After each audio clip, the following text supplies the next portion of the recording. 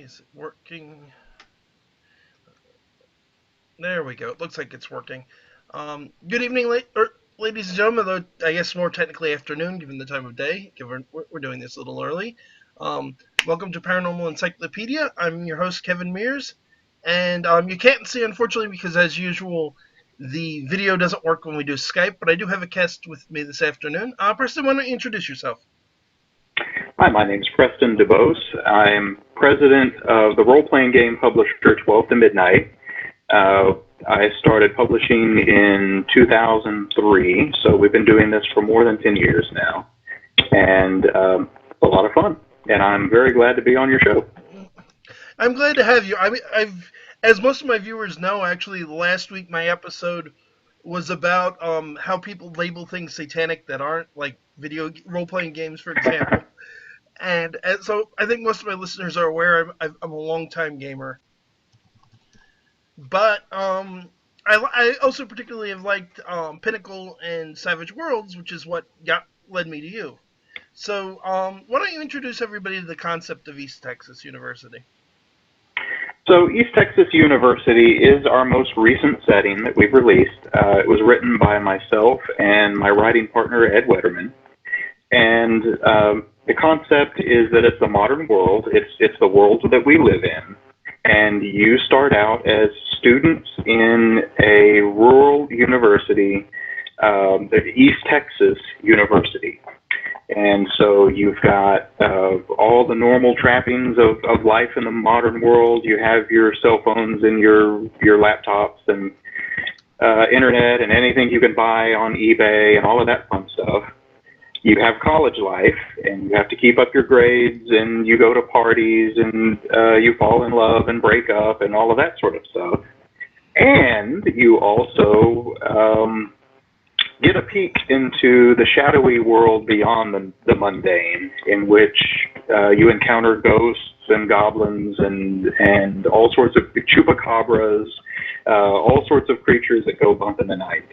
And so you are an uncommon person among the general populace in that you don't turn a blind eye to these things. You actually want to do something about it. So in addition to keeping your grades up, you are also solving mysteries like the Scooby Gang and fighting monsters like Buffy or Supernatural and going up against conspiracies like the X-Files. That is East Texas University. Which is an enormously fun concept. I mean, I watched a couple of reviews on it here on YouTube, and it seems like it's a pretty popular concept. I love the idea, just because, I mean, there's lots of horror games out there, as I'm sure you know. And there are some very good horror games, but you don't see the idea of, okay, you're a bunch of college students. You know, I put it in my description. It's like, you know, you have to deal with the vampires and demons and chupacabras, and of course you also have to deal with the worst of them all, finals. Right. You have the college student angle. You have East Texas angle where. No, okay, it should still be working. Oh, weird. For some reason it's saying that it went offline. Oh, here we go again. Huh. Yeah, okay, sorry about that. YouTube is being difficult on us again. My longtime listeners are used to the trials and tribulations of keeping this thing running, especially during interviews. Thankfully, a couple of interviews. A lot of bandwidth. I've got planned coming up. I'm actually doing in person, which will be much easier. But, of course, you're in Texas, which makes it a little far to do it in person. That's right. But okay, so I know from other writers I've known and talked to that this is usually one of their least favorite questions. But where did the idea from this come from? Well, both myself and my writing partner are from Texas, and my writing partner is from East Texas, and we both have had a long time interest in horror. So really, it just made a ton of sense to combine all of our interests together in one neat setting. Pine Box as a setting, so East Texas University is set in the rural town of Pine Box, Texas. And so Pine Box existed as a setting even before East Texas University. And we built out Pine Box as a setting and had all sorts of other adventures set in Pine Box. And East Texas University is just an extension of that. So we've been building on this rural East Texas horror setting since 2003. And it's just continued to grow. So 2003, so it's been around for quite a while. Is it always been Savage Worlds, or have you used any other systems? So the very first adventure that we published was Last Rites of the Black Guard, which was ostensibly about a group of mundane, regular people going on a ghost hunt in a suburban house.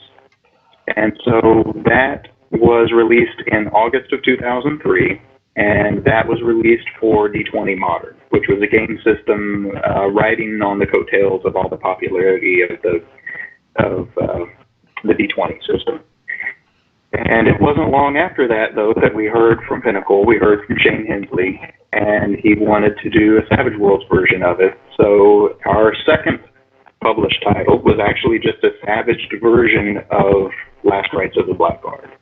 And so from the very first year, we, at the very least, were publishing all of our titles in more than one game system. And eventually we got to a point where we were exclusively publishing in using the Savage World system. And we have no intention of breaking from that. I don't blame you. I happen to like Savage Worlds, and for that matter, I've been in gaming long enough. I'm actually its precursor, Deadlands. I'm a fan of the original and the new version as well. Sure. A lot of great stuff there. Yeah. So the East Texas and the interest in horror, any particular reason to go with the school? Well, it was just one of the many ideas that we had. We had this little rural town.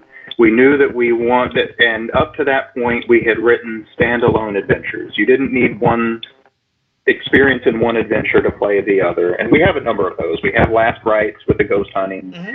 We have Bloodlines, which is about, it starts off, you're going on a geocaching competition. Okay. And things take a very strange turn very quickly. We have Brainwashed. We have a number of standalone adventures all set in this one freaky setting. But we knew that we wanted to do something bigger. We wanted to do something more interconnected. And we brainstormed a number of ideas, but we'd already known that there was a university in this setting. We just hadn't done anything with it up to that point. So it just seemed like a great fit. It works perfectly that you can start as freshmen and get your 4 ranks, and just like the game system, after 4 ranks, you're pretty much topped out, and you graduate as a senior, and it all fit just really well. Yeah, that was another one. It's like, the rank system, I'm used to it from knowing Savage Worlds. It's like, this is one of the more clever uses of, I don't want to call it a leveling system, but it's similar. Sure, right. Especially when you look at, like, Dungeons & Dragons, where, okay, you're now 2nd level, you get all these new powers. Right. Someday you'll be 3rd level and get new powers, and it's like, instead you actually gave it an in-game logic. Right. It doesn't work exactly like that in Savage Worlds, but it works close enough, and it works really well to think of it in terms of again, years of college, your freshman, sophomore, junior, senior. It works to think of it in terms of TV seasons, where one season of adventures is your freshman year, and so you've completed that, and then you can kind of move on. There's a lot of great ways to think of how to plot out and plan this entire campaign. There's a lot going for it for Savage Worlds. There's a lot that you can apply in terms of other story structures with TV seasons, with books, with things like that. There's a lot of great examples that you can draw from. People have compared it to Scooby-Doo. They've compared it to Buffy the Vampire Slayer. They've compared it to Supernatural, to X-Files. You can draw, since it's your own table and you get to decide how you want to play it, you can draw as much from any of those sources as you want for inspiration or tone or that sort of thing. When we wrote it, our vision was the freshman year would be more like a Scooby-Doo tone, where no one really got killed or hurt. But then as the years progressed, it would get more and more dangerous and deadly, and it would be it would follow a certain maturity in the heroes, right? You start out as green, wet behind the ears freshman, and you've got a lot of growing up to do by the time you're a senior. And we try to match the intensity of the campaign to match that. Yeah, I can see that. And also, just again, some of the logical caps that you put in that you don't necessarily see in Savage Worlds or in RPGs in general. Of, okay, if you're a freshman in college, you probably don't have a D12 in firearms. Right. Right.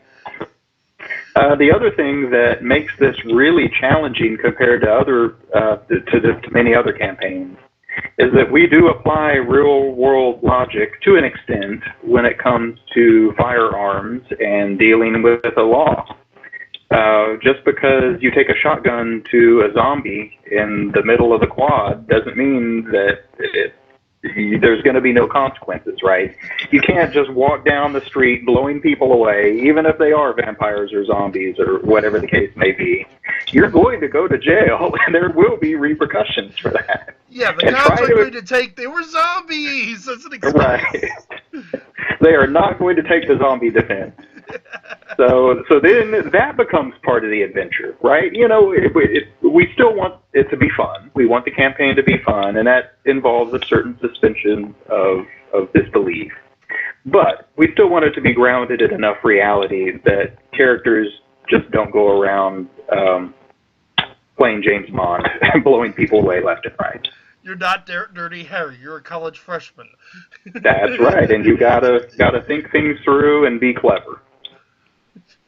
And you touch on it with some of the disadvantages, like the overly protective parents. It's like there's aspects of the college experience that lend itself to that so well. Well, okay, you need that money to buy ammo, but then how are you going to eat for the next month? That is it exactly.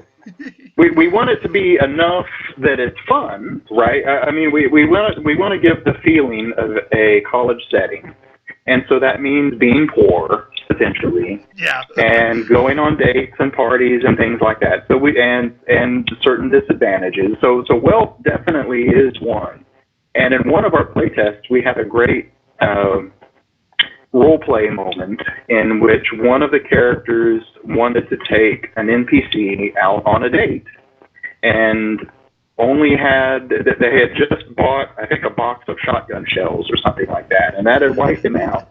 And so he actually had to borrow money from one of the other player characters to take this NPC out on a date. And it was those sort of play. It fosters role play, and it fosters character interaction, and it gives everyone the feeling of college without really making people keep track of their money down to the penny and that sort of thing. We want just enough for it to be fun without making it a headache. No one really wants to go back to college. They just want to get the general feel. Yeah, you want the fun of college without the annoying parts. That's right. I mean, we do have a grade system where they have to take finals every semester, but that's essentially just one roll of the dice with whatever bonuses you have. But then it gives you potentially gives you additional bonuses if you do well in school. And so then, as a player, you can make those sort of choices. Okay, do I build out my character so she is better at fighting? Or do I put some in studying so that I do better on my finals next time? Because both of those decisions have repercussions. And the two certainly it's a horror game, so research is usually rather critical, so the studying isn't necessarily going to kill you. That is true. At one point, we had a system for what we called research missions or research adventures, where even the act of going to the library and looking into something might generate something from the adventure generator that was a little side thing. Someone would scream out in terror from the 3 rows down in the library stacks or something like that, and it would lead to this own little side quest. And you could certainly do that too, but no, generally speaking, research doesn't get you killed. Good grades do get you perks that you can then use in subsequent semesters, though. So there's trade-off. Yeah, I noticed the research table in the book. I have to comment on it both because, well, I am a demonologist and I've seen reviewers commented on particular. I think one of my favorite aspects has got to be the random demon generator.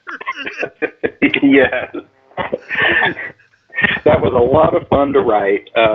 My co-writer Ed Wetterman is largely responsible for that, and he had just a blast coming up with all sorts of different permutations, from the size of a coffee can up to the size of a pickup truck and beyond, and every kind of permutation you could imagine. You've run playtests and things of that. Have you used, how well does the table play, I should say? It plays pretty well. There are times when you have to use a little bit of common sense, because if you just use the table without taking into consideration whether these are brand new characters or if they're seniors about to graduate, then you could overwhelm them. So as you're loading on additional traits, you might need to back off on some, or say, okay, well, we're gonna re-roll this one, or we're gonna redraw from the deck to get something that maybe won't kill them quite so brutally. So, what sort of research did you do going into the game, if any? Oh, well, this game was a long time in the making. We started writing it in 2006 and did not finish it it did not get published until 2014. There was some lag in there when we had finished it, but it was waiting in the queue for its turn to get published. But it took 5 years.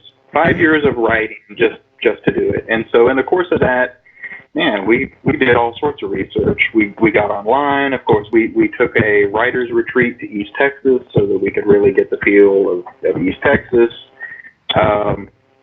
Ed and I have both have had, for all practical purposes, a lifetime interest in the supernatural. We've been reading books about ghosts and zombies and you name it since we were kids. So we just drew from that the entire 5 years that we were writing and providing it. I can't point out one particular resource, because again, it's just been drawing from a lifetime of things that we've read and places that we've gone, people we've met, so on and so forth. That sounds familiar. When I do episodes about vampire folklore or werewolf folklore, or when I do lectures, a lot of the times I'll have people go, so what are your sources? And it's like, I'm 40. I've been doing this as long as I can remember. Exactly. I was a kid. I was a reader as a kid, and read everything in the kids section that had to do with ghost stories and so forth, and then move on to the adult section and read everything in the grown-up section, and then started getting weird looks from the librarian because I was wanting more. Yeah. So, This sounds familiar I definitely to me. can't point to one source. And I'm betting a few of my listeners, because I know at least some of them, it's like, we're probably all going, yeah, we've been there. Wait, you want to read what? Or one of my favorite experiences was the New York cabbie. I flew into New York from Texas, actually, to do filming for the Learning Channel. He asks me why I'm in New York, and I tell him that I'm there to investigate a haunted house. His response is to ask if he can find me a different cabbie.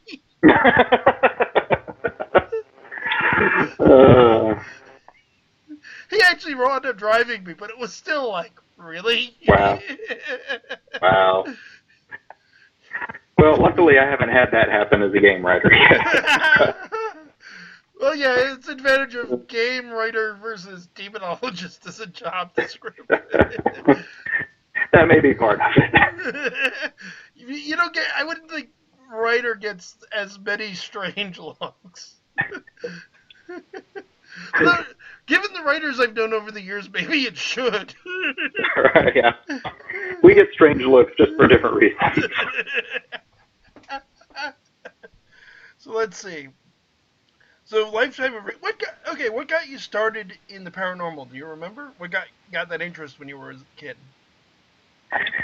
Oh, I think as kids you go through different phases, right? I had a spy phase where I read every spy book I could, and somewhere along the way I started reading ghost stories, and I'm pretty sure it started with ghosts. So, I probably read some long form fiction about ghosts, and then that turned to anthologies, and then that turned to stories of real ghosts, right?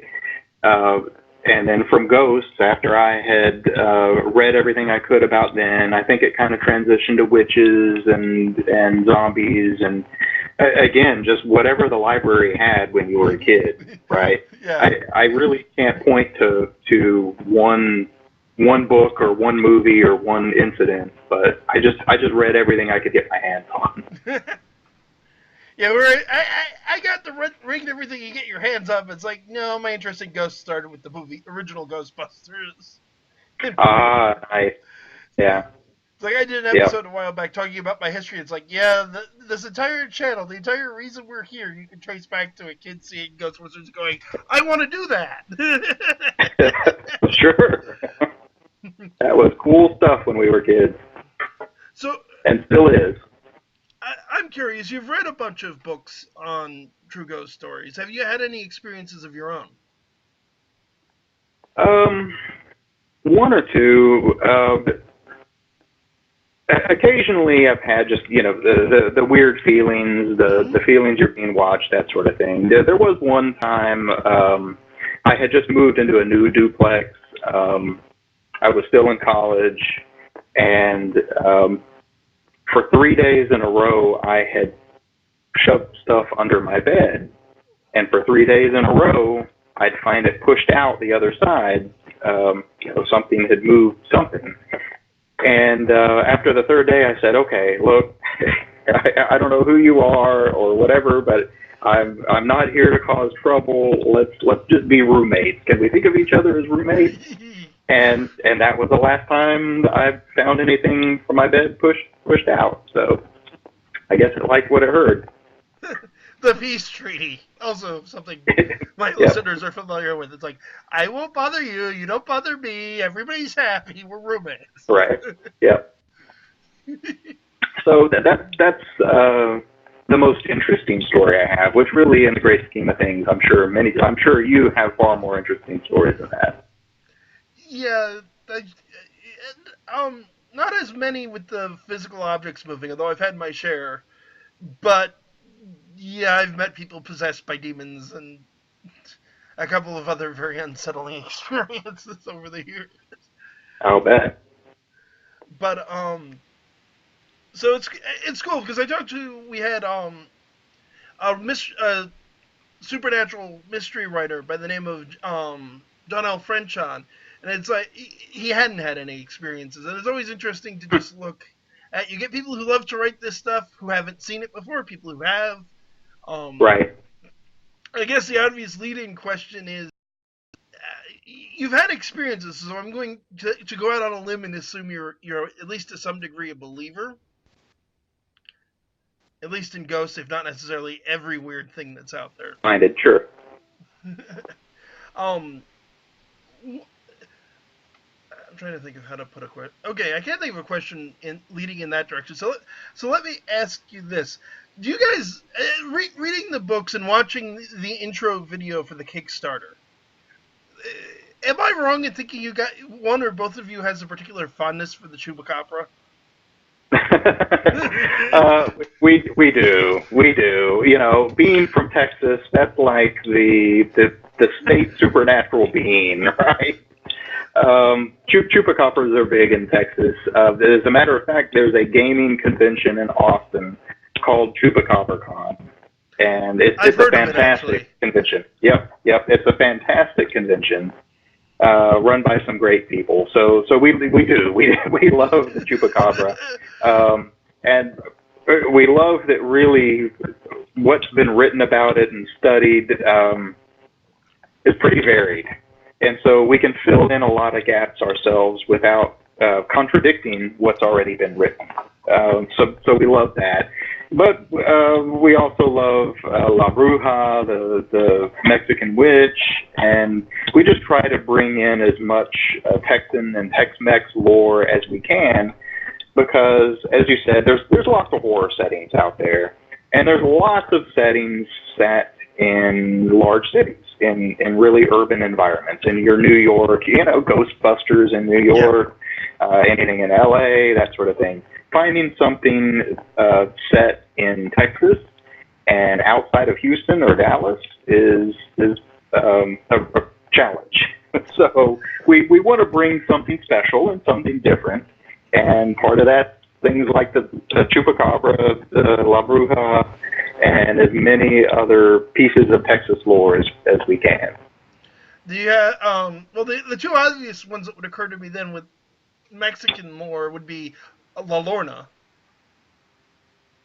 And I have to ask, I didn't notice it, but do you work in the jackalope at some point?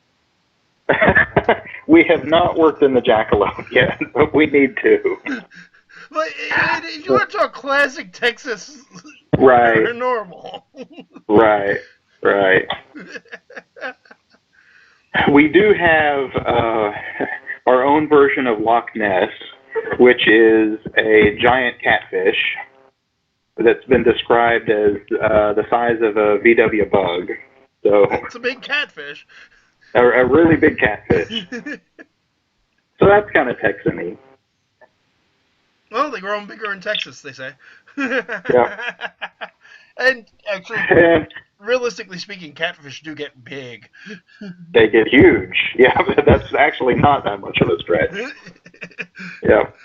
Like, I haven't heard of one the size of a VW bug, but there's a couple, particularly a couple of subspecies that get really, holy cow, that's just Like 400 plus pounds big. Yep. Yeah. Um. So, do you believe in chupacabra? I guess is the question. You know, that's one where I kind of don't. I think that there is some. I've seen pictures. So have I. I've seen video. But what has shown up so far seems to be dogs or coyotes that were born with extreme mange. And so they're deformed and they look really freaky, but essentially they're just really malnourished canines. So I'm going to need something, I'm going to need more before I'm ready to believe the chupacabra. Yeah, I'm with you on that. We've done an episode a while back with cryptids.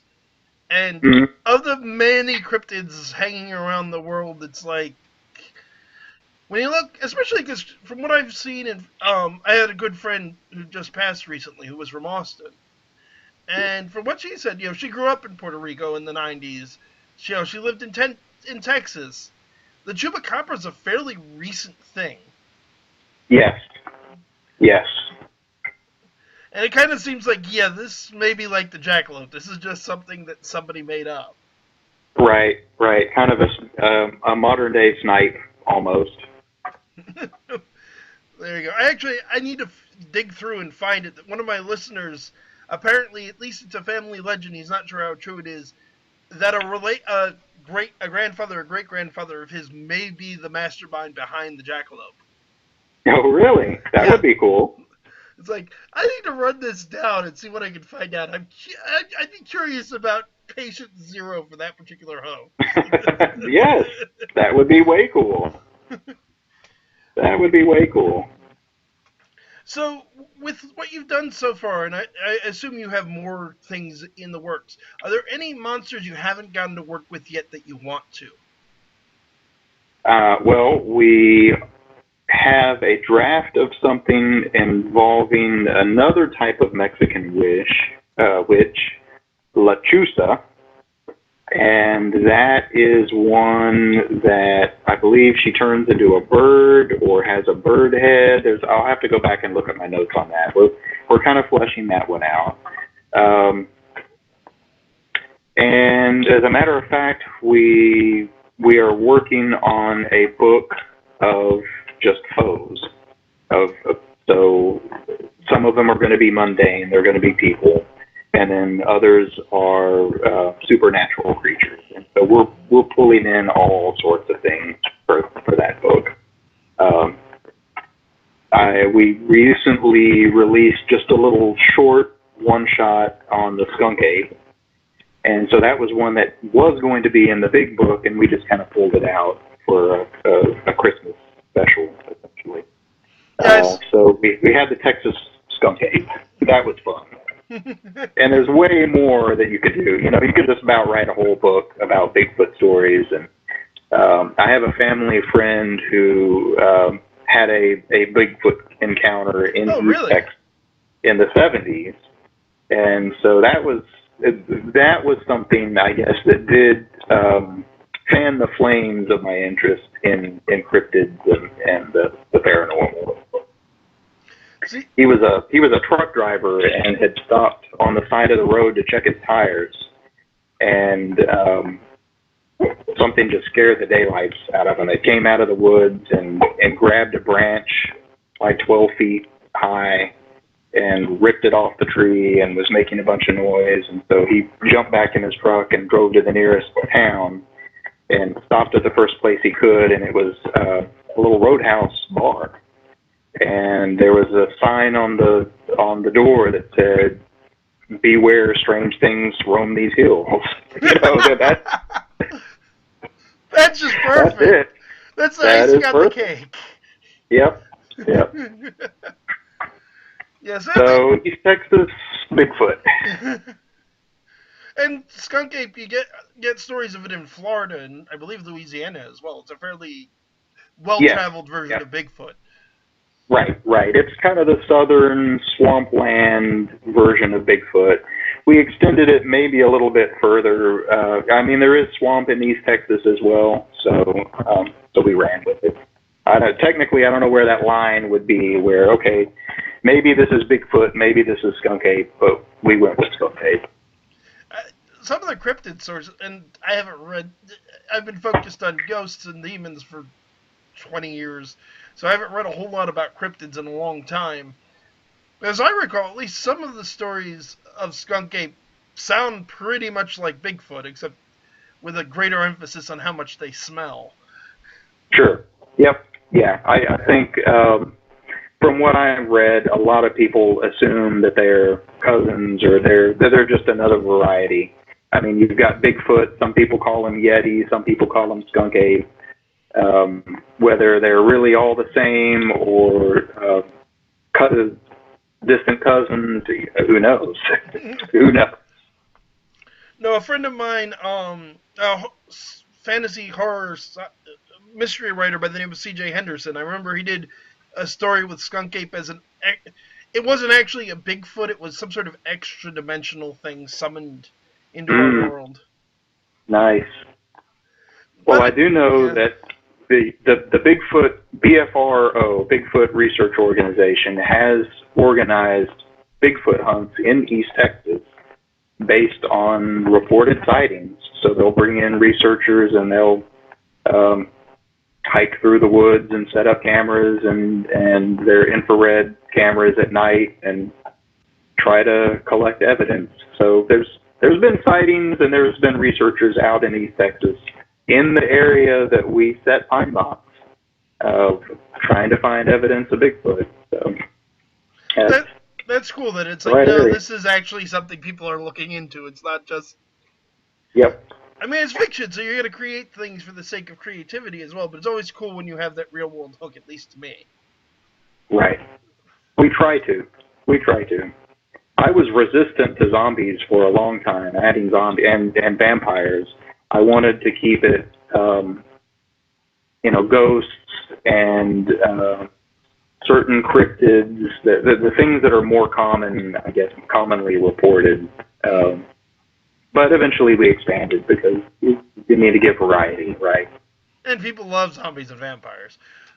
Yeah, exactly. Exactly. It's like, I happen to be a big fan of the vampires, much less so with zombies, just because of I'm too fond of folklore, and it's like what everyone thinks of when I say zombie is so far from the folklore. Sure. Sure. Which is also sad because it's like, no, in the actual folklore, there's plenty to do good horror with. Yes, I mean, there's plenty of excellent folklore that we could draw from without having to make up stuff on our own. We can just draw from folklore, have a heck of an interesting setting. Yeah, I've done it tabletop games more than once, and it's always fun for me at least to go back to the original folklore just because of what everyone thinks a werewolf is or what thinks a vampire is and how very different that is from the original stories. Or even, Sure. in the novel Dracula, how many people to this day get thrown when Dracula shows up in broad daylight? Right. Right.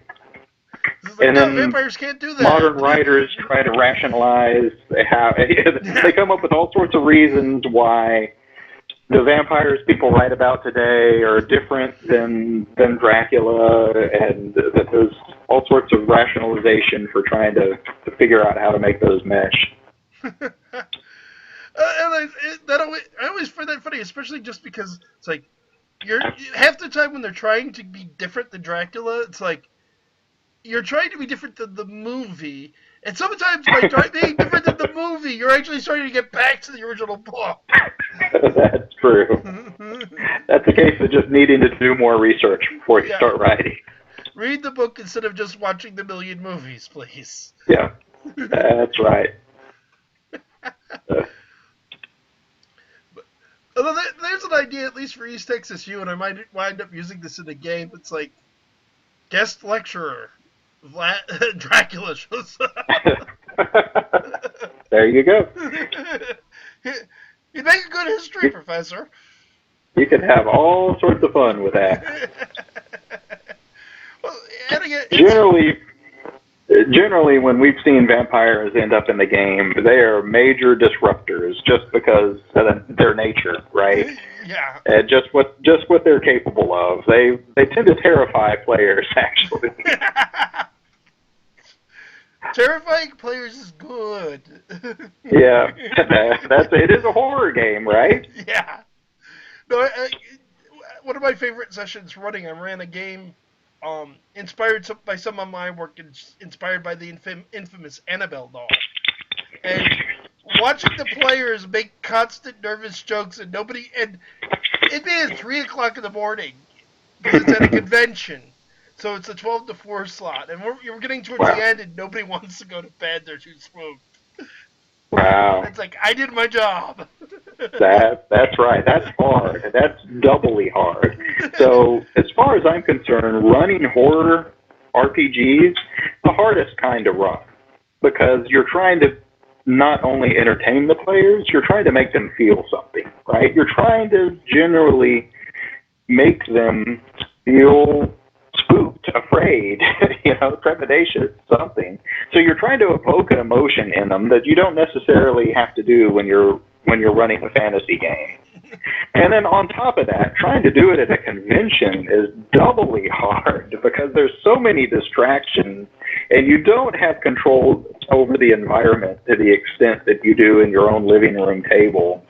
If you can pull off a good horror game at a convention, then you have really scored.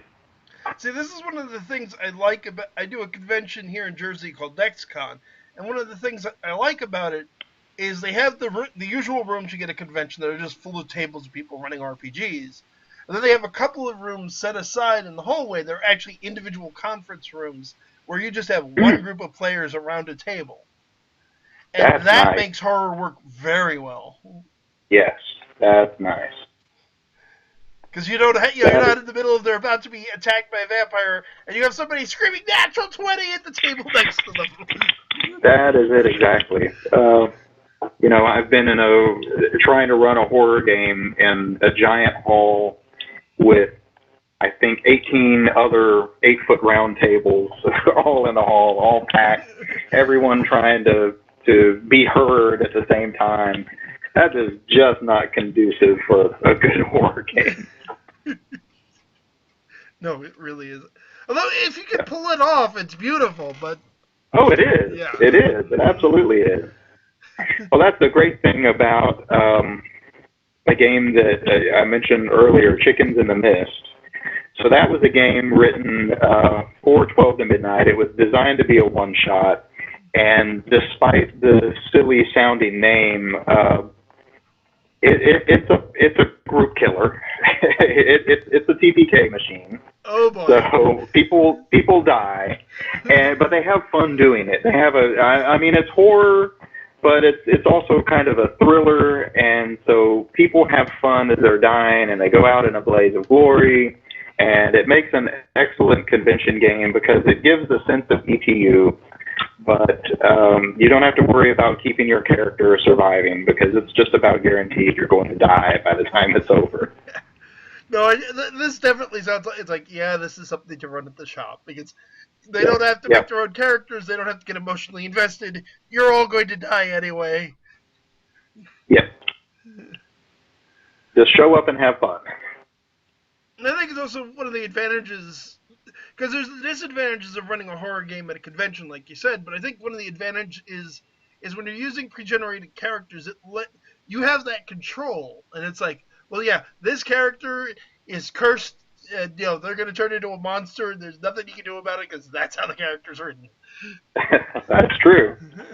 And they're going to play it for 4 hours, so they probably aren't going to be quite as pissed off as if the character they've been playing for the last 10 sessions dies. That is absolutely true. The ones who really get into it will play it to the hilt. They'll look at their sheet, they'll see what they've got, and they will absolutely make the most of it because they know they can walk away after 4 hours and don't have to live with the consequences, right? Some of the most fun I've personally had at conventions is playing in a horror game, and just it's like I would never do this at a tabletop, but heck with it. I mean, doing a Call of Cthulhu game, playing the scientist type. It's like, okay, we're going to an alien world and meeting alien people. I'm gonna do the last thing you should ever do in a Call of Cthulhu game, and the first thing every scientist does in an alien movie. We come in peace. Take me to your leader. Well, that'll move the action forward. Yeah, and it ended exactly the way anyone who knows Call of Cthulhu expects it to. Well, sure. Or really any horror. It's like you're in a horror genre. You're usually the first to die when you pull that out. Yes. Yep.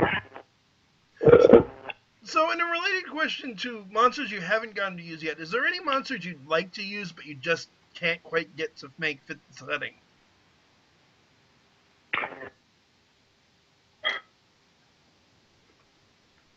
Well, we try to not make anything too goofy or cheesy. Yeah. We don't want to steal from monsters from fantasy settings, right? We want to stick with things that make sense for a modern setting. Yes, we have zombies. Yes, we have vampires. We don't want to pull in a beholder or, some of the more traditional fantasy creatures just for the sake of throwing creatures at characters.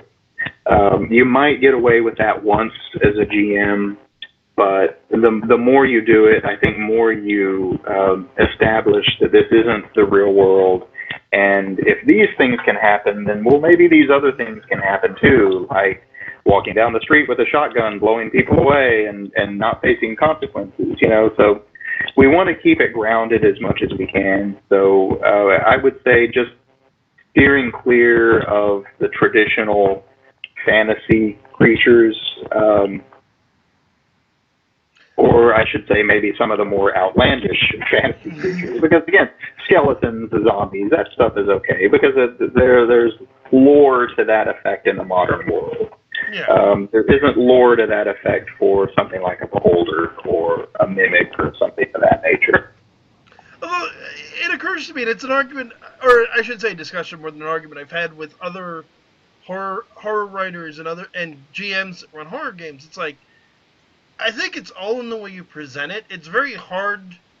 I agree. It's very hard to do something like a beholder, and once you do it, doing it again starts to break down your that suspension of disbelief and that whole. Well, no, this is the real world. You can't just go blazing away with an M16 in town on the main quad and at campus and not face repercussions. Right. But the one I always look at, the horror writers usually seem to steer clear of, but I think it can be done, is dragons. Oh, yeah. That would be tough because the other thing that we try to do with East Texas University and Pine Box in general is there's this conceit that even though you have encountered the supernatural, and maybe other people have too, certainly other victims have, the world at large remains ignorant of these things, in part due to willful disbelief. People don't want to know. And in part because even if someone takes a picture of something like that, we've become so accustomed to Photoshop and fakes on the internet that we don't believe our own eyes. So I guess even if someone took a picture or a video of a dragon, they would say, "Oh, well, good special effects. CGI. Yeah, great CGI. We need to get you in the film program." Man, a dragon would be super deadly in a modern setting. That would be tough because again, this isn't a spy genre. You're not going to be walking around with rocket launchers. So as college students, I don't even know how they would counter something like that. That would be the trick. It'd be almost impossible to do it in the setting without a TPK or some contrived way for them to have rocket launchers. Right. From the horror perspective, I think it can be done just by virtue of when you deal with some of the ideas of dragons as shapeshifters, and this idea of more of the mastermind, and you don't. Arguably, if I was going to do it, either do it where you don't find out it's a dragon until the very end when you confront it in some isolated backwoods where nobody's going to see it, or where it's where you have a town, and the town secretly worships the dragon and is sacrificing people to it. And arguably setting that up the right way, where, okay, you have a dragon trapped down a mine shaft, and the dragon's used its magic to convince the people to worship it and give it sacrifices to keep it alive. You can deal with the dragon without killing it by killing off the town, detonating the mine shaft, and just praying to God that it doesn't find a way out of there. Right. Well, I think you've made an excellent point that it's all in presentation, right? I mean, if you present it as grounded as humanly possible, then you can get away with a lot.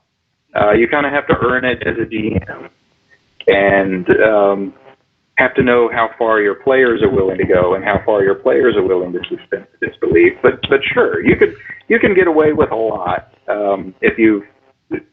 if you present it properly and you've earned that trust as a GM, and the players are ready to go along with it. I think I just personally set the challenge for myself. It's like, in one of these one-shots I'm going to do, I am going to make a dragon work in a horror setting. Probably for the first East Texas U, I will probably use the Chickens in the Mist, but maybe I'll try and do it with East Texas U in a later one-shot and put it on the channel. We can see how well I can pull this off. Yeah, that would be great. I'd love to see that. And I'll of course email you with the links when I get your games up. It's Great. going to be a while yet because we're still figuring out things, and I'm going to run it on Tuesdays, but they've already got a D&D game going on Tuesdays. Sure. But Eh, I'm in the D&D it's all game, good. so I don't really want to cancel it early. Sure. It's not often I get to be a player. I'm usually the guy running the game. Yeah. Yeah. I hear you. So another one you can look up, and this is actually free off the Pinnacle website. The same guy who wrote Chickens in the Mist wrote a Savage Worlds one sheet, so anyone can download it and check it out, called Red Necromancer. And it is about a redneck necromancer. And I guess I shouldn't spoil what it's all about, but it's set in a trailer park in Pine Box, Texas, and the students are going to check on a friend's ailing grandmother who is acting strangely. So I'll leave it at that. So you have ailing grandmother, red necromancer, and a bunch of college students. Go. You know. And for the listeners who are interested, I'm going to put links to Pinnacle's website and to where you can get East Texas University in the description once the show's done. And I'll put a link to the one sheet so you can all take a look at it. Because it's like, Diane, I'm doing the show. I can't run over and read it right now. Yeah. And it's just a one sheet, and it's a free download. But it's a lot of fun. So that's another pretty fun convention game because it's pretty self-contained. You can run it in one session, but it really captures the feel of ETU in one short session. That just makes me think my co-host is a historian and currently away at college, which is why or actually law school. In fact, he's gone full dark side on us. But just thinking of what he'd say, because aside from also being a gamer, he's talked often about actual historical necromancers and just how often, in fact, at least in the Middle Ages, you wonder what a necromancer looks like? They look like a priest, because most of them were in fact priests. Right. But it's like, right. no, Red necromancer works. Yeah. Well, next time he's down, you'll need to run the game for him. Yes, I do.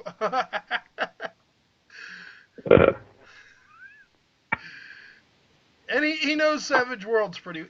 So yeah, it's like I don't have to explain everything to him. Yeah. Okay, that helps. Yeah. That helps. It's a hard system to explain, certainly, but it helps when it's like, all right, you already know what you're doing. Get the dice. Right.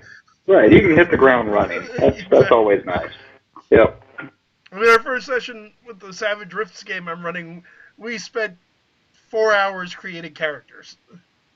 Yeah. That's how it goes. And not that I dislike creating characters. It's like, man, I was hoping we'd get a little role playing done today. Right. At least establish the story. Yeah, so it's like, okay, here's your character. Here's a basic rundown of the world. Here's sort of what you're going to be doing. I'll see you next week. Yeah. And then to be worse, next week was yesterday, and my car broke down, so we didn't get to do it. Oh. But it's fixed, so everything's back on track. Yeah. But So in addition to Rifts, have you tried any of the other Pinnacle settings? Because there are several settings that they do that are horror. I've contributed to some of them, certainly not all of them.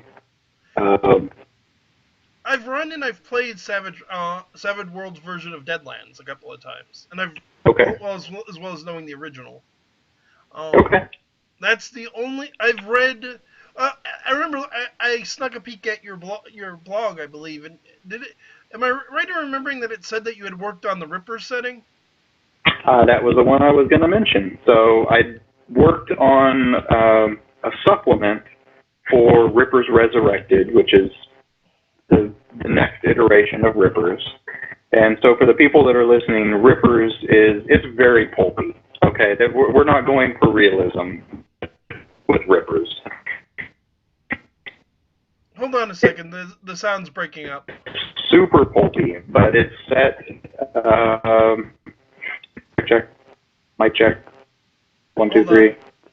Yeah, the Okay. mic's working. Okay, I think we're back. We're good? Yeah. Okay. So Rippers is super pulpy. It's set in turn of the century, late 1800s.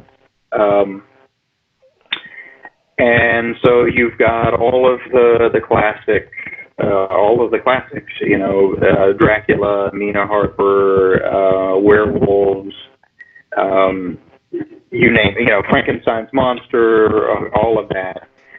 You're part of a secret organization that fights those creatures, but they have figured out that they can actually harvest pieces of those creatures, graft them to their own bodies to give them supernatural-like abilities, which will better enable them to fight said creatures. So again, super pulpy, not going for realism at all, but a lot of fun. All Oh the same. yes, I have So read that's at least the original main book.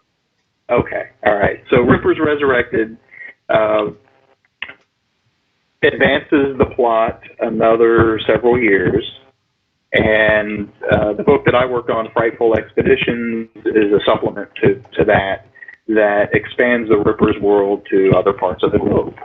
The main Rippers campaign does kind of take you certain places around the globe, I think Egypt and so on and so forth. But I wrote about South America, and I wrote a handful of adventures set in South America, which I probably could have filled the book, right? Everyone, whatever continent they took, I'm sure they could have filled a book on their own, just drawing from whatever local lore it was. But I had the Incas and it had just I could have done all sorts of things. But at any rate, Rippers is another fun. If you're looking for a lighthearted, pulpy setting, Rippers is a great setting for that. Pinnacle also released a 3-volume set of one-shots, which might also be good for your weekly game. Mm-hmm. It's Savage Tales of Horror. I don't know if you've run across that, but there's 3 volumes, and in each volume there's I don't know how many, 4 or 5 horror adventures per volume. 1, 2, 3, 4, 5 in volume 1, so 3 volumes. And each one is totally different. The one I wrote was set for the kind of the world of Solomon Kane. You don't have to play it that way, but you could. There's anything from that to things set in space, like on Mars Colony, I think, and everything in between. There's a 50s horror movie kind of feel. There's modern day. But that was another thing that was fun to write because, hey, I got to write Solomon Kane adventure. That's pretty cool stuff. But that's another great series to draw from for inspiration if you're wanting to run one-shots or even expand them out to campaigns. Pinnacle is not exclusively a horror company. They do all sorts of settings, but they do support horror and they support it well. So the ones that I've mentioned are just a few. I mean, there's Weird Wars, there's Deadlands has horror elements for sure. Yeah. The Weird Wars one, tour, what's it called? The one set in Vietnam. I mean, you name it. There's a number of horror settings for any gamer who's interested in horror. And then a number of settings that have nothing to do with horror. They're coming out with a Flash Gordon RPG sometime in 2017. Yeah. So they have quite a variety of things, but certainly horror is supported, and which makes them a great place for me because I get to come up with all sorts of stuff. I will say, and as well as wanting to promote your own work, I'm all about promoting Pinnacle because I happen to love their games. It's a good set of Savage Worlds is, in my opinion, a very good set of rules. It's not real, there are lots of number crunchy systems which I'm not a fan of, and it's not it's got the rules, it's got the setting, but it's not. You're not going to spend I had to spend 4 or 5 hours creating characters because I had a group of 5 people, none of whom were familiar with Savage Worlds, and one copy of the book. Right, right. It's not the ideal situation. With a couple of copies of the book or someone who knows the system, a couple of people who know the system pretty well, it's a pretty straightforward system. Explaining it's easy. Um, if I know I've got friends who are listening to us that are gamers. If you're not familiar with it, I would suggest checking it out. I would suggest checking out East Texas University as well. Um, I really enjoyed reading that book last night. I, and it's something again I've seen other people comment on, and I have to say it too. I have to say some of the detail, like just okay, you've got the fight song here. So when I run convention games, and especially the first adventure in the Plot Point campaign starts off as kind of the student orientation. Mm-hmm. And so part of the student orientation is singing the fight song, and I make everyone at the table sing the fight song before we get started. You got to get them in the right mindset. That's right. If I could get someone to put it to music, if I could get my hands on a marching band, then we would have that audio recording, I guarantee. If there's anybody out there that's got access to a marching band that wants to do this, let me know. We'll get you in touch. That's right. I've got an interesting set of listeners, especially just going back to I used to do radio, and I never know exactly what somebody's going to turn up and know what. It's like, oh, I know how to do this. It's good to have a diverse set of friends. Yes, it is. I like having a diverse set of friends. My co-host is definitely a jack of all trades kind of fellow. Although I don't think he's quite up to being a single person marching band. But there's definitely, I think there's a way to do it. You just have to find the right people with the right sensibility. Yeah. So do you have any new projects that are coming up? I should say. Well, generally at Pinnacle, we play our cards close. We don't announce projects until weeks before they're ready to come out. I will say I have written stuff that's in the can that will be coming out this year. Some of it related to ETU, some of it not related to ETU. My writing partner, Ed Wetterman, is working on an ETU project right now. I'm working on a different ETU project. 2017 is going to be a good year for us. We're going to see a lot of stuff come out. The last couple years, so ETU came out, and then we kind of worked on some other things. I did the Rippers thing. I did the Savage Tales of Horror. I edited the Sixth Gun and edited or proofed Weird Wars 1, and so I took a break from ETU. Now we have the Skunk Ape out. We're kind of coming back around to ETU now. So 2017, you'll see more for ETU.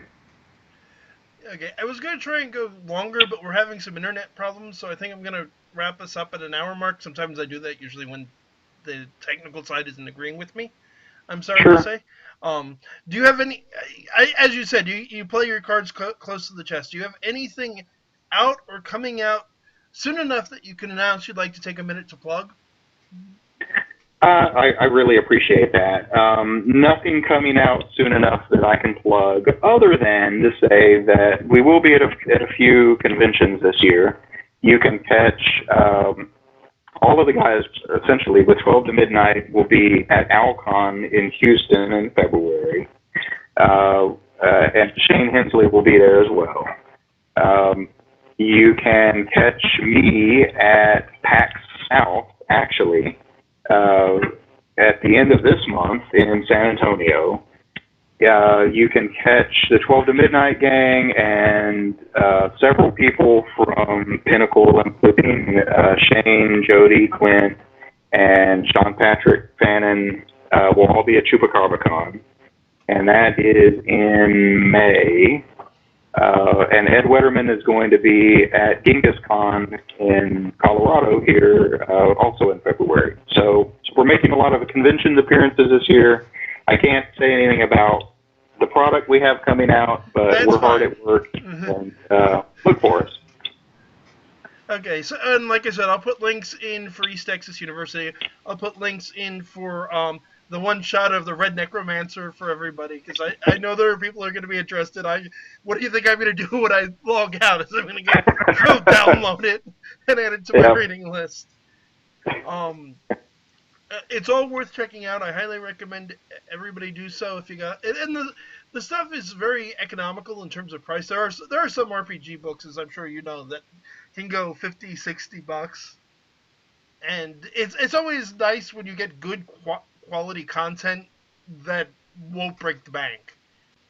And I think East Texas is good about that, and Savage Worlds in general, in my experience, is pretty good about that. But yeah, as I said, I am going to wrap it up given the technical problems. I am sorry to cut this short. It's been a lot of fun talking with you. Yeah, it's been great.